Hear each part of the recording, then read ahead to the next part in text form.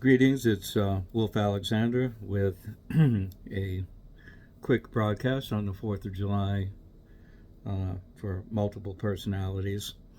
And a live coverage is coming on from the Esplanade in Boston. A happy 4th of July, everyone. I may say that at the end too. But one of the things I was reminded of, for those of you who, like me, are fans of V for Vendetta, this leans into the speech that V makes, does lean into the Declaration of Independence. It's kind of an English version, and of course, the plot is somewhat different, but it does speak about freedom and the manipulation of totalitarian government. So, I think everybody should be reminded of the Declaration of Independence, regardless of your politics, and understand exactly what it says and why it says it, and the circumstances which are all too similar in this very moment in the United States of America. So, in Congress, 4th of July, 1776, the unanimous declaration of the 13 United States of America, when in the course of human events it becomes necessary for one people to dissolve the political bands which have connected them with another, and to assume among the powers of the earth the separate and equal station of which laws of nature and of nature's God entitle them, a decent respect to the opinions of mankind requires that they should declare the causes which impel them to the separation. We hold these truths to be self-evident, that all men are created equal, that they are endowed by their Creator with certain unalienable rights, that among these are life, liberty, and the pursuit of happiness, that to secure these rights, governments are instituted among men, deriving their just powers from the consent of the governed, that whenever any form of government becomes destructive of these ends, it is the right of the people to alter or to abolish it, and to institute a new government, laying its foundation on such principles and organizing its power in such form as to them shall seem most likely to affect their safety and happiness. Prudence indeed will dictate that governments long established should not be changed for light and transient causes. Accordingly, all experience hath shown that mankind are more disposed to suffer while evils are sufferable than to right themselves by abolishing the forms of which they are accustomed. But when a long train of abuses and usurpations, pursuing invariably the same object, evinces a design to reduce them under absolute despotism, it is the right, it is their duty to throw off such government and provide new guards for their future security. Such has been the patient sufferance of these colonies, and such is now the necessity which constrains them to alter their former systems of government.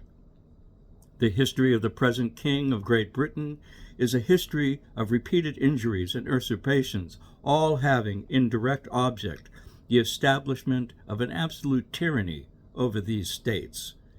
To prove this, let the facts be submitted to a candid world.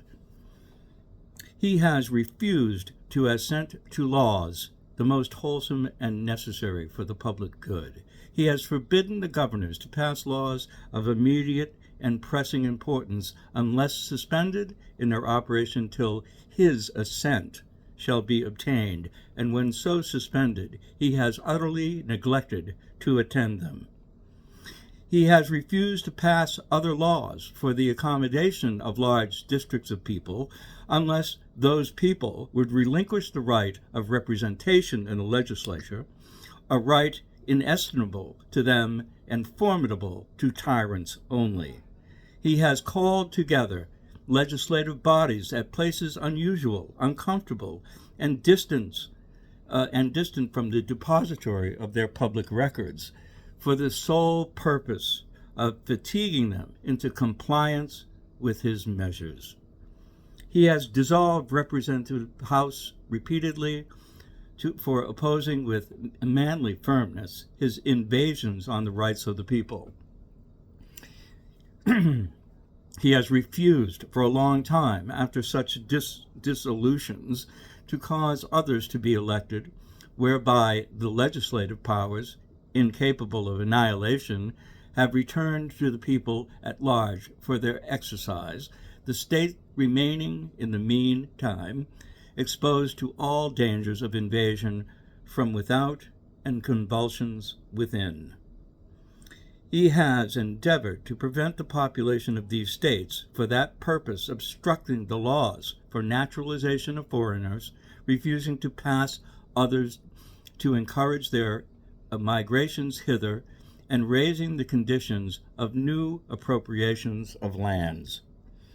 He has obstructed the administration of justice by refusing the assent to laws for establishing judiciary powers.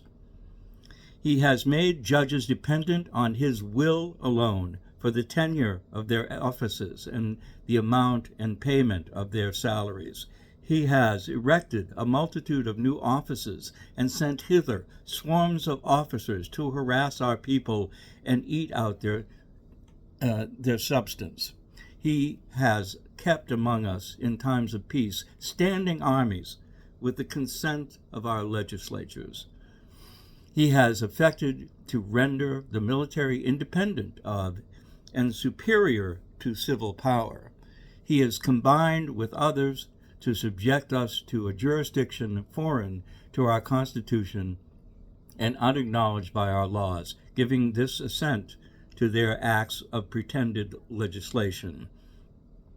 For quartering large bodies of armed troops among us, for protecting them by a mock trial from punishment for any murders which they should commit on the inhabitants of these states, for cutting off our trade with all parts of the world, for imposing taxes on us without our consent, for depriving us, in many cases, of the benefits of a trial by jury, for transporting us beyond seas to be tried for pretended offenses, for abolishing the free system of English laws in a neighboring province, establishing therein an arbitrary government, and enlarging its boundaries so as to render it at once an example and fit instrument for introducing the same absolute rule into these colonies, for taking away our charters, abolishing our most valuable laws,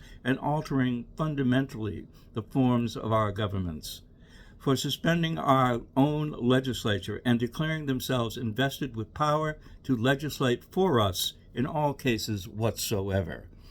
He has abdicated government here by declaring us out of his protection and waging war against us. He has plundered our seas, ravaged our coasts, burnt our towns, and destroyed the lives of our people.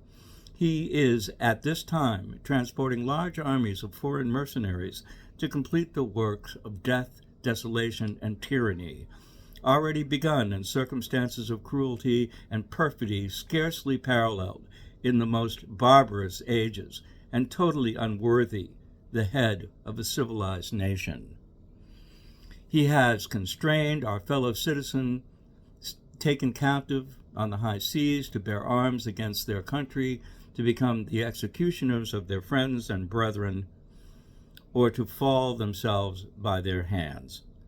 He has excited domestic insurrections among us, and has endeavored to bring on the inhabitants of our frontiers, the merciless Indian savages whose known rule of warfare is an undistinguished destruction of all ages, sexes, and conditions.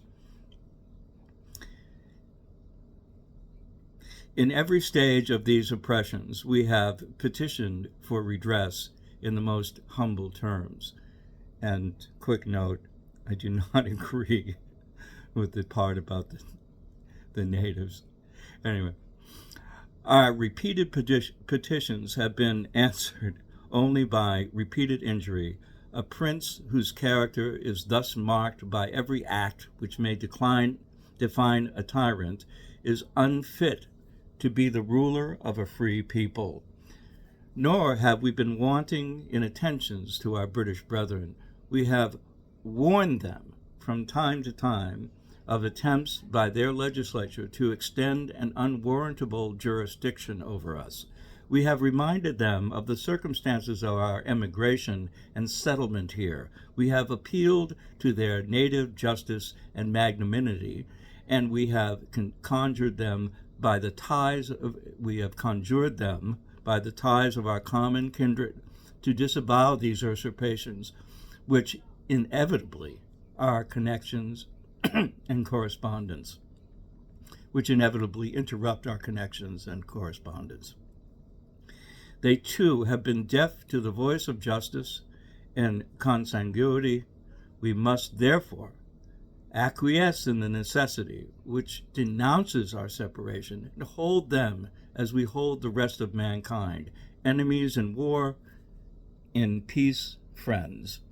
We therefore, the representatives of the United States of America, in General Congress assembled, appealing to the Supreme Judge of the world for the rectitude of our intentions, do in the name and by the authority of the good people of these colonies solemnly publish and declare that these united colonies are, and of right, ought to be free and independent states, that they are absolved from all allegiance to the British Crown, and that all political connection between them and the state of Great Britain is and ought to be totally dissolved, and that, as free and independent states, they have full power to levy war, conclude peace, contract alliances, establish commerce, and to do all other acts and things which independent states may of right do. As for the support of this declaration, with a firm reliance on the protection of divine providence, we mutually pledge to each other our lives, our fortunes, and our sacred honor. Happy 4th of July, brothers and sisters. Much love to you all. Remember these words. Bye for now.